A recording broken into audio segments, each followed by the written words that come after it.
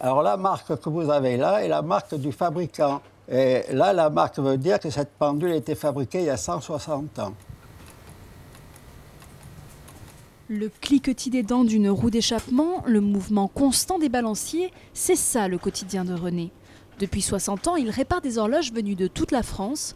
Coucou, horloge comptoise ou murale, 1 à 2 pendules par semaine passent entre les mains de cet orfèvre du temps.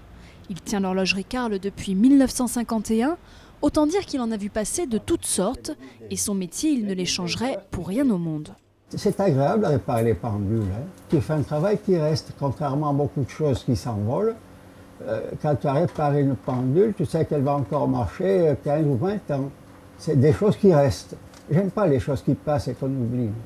Pour René, le métier d'horloger, c'est avant tout un art minutieux et un travail de patience. Il manipule souvent des horloges vieilles de plusieurs siècles. Entre ses mains, les horloges qui ont perdu la notion du temps respirent à nouveau d'un tic-tac régulier. René fabrique aussi régulièrement lui-même les pièces usées. Mais depuis l'arrivée du quartz sur le marché dans les années 70, son quotidien a bien évolué.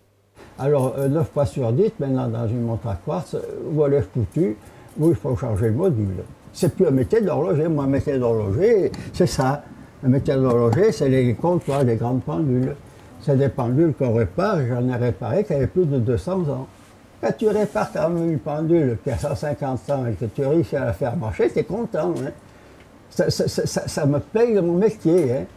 Au total, ce sont environ 3000 horloges qui sont passées dans les mains expertes de René. Dans les années 80, après la révolution du quartz, les artisans horlogers se spécialisent dans la réparation d'horloges mécaniques. Un savoir-faire français aujourd'hui reconnu sur le plan européen, comme quoi le métier garde son anachronisme à travers les âges.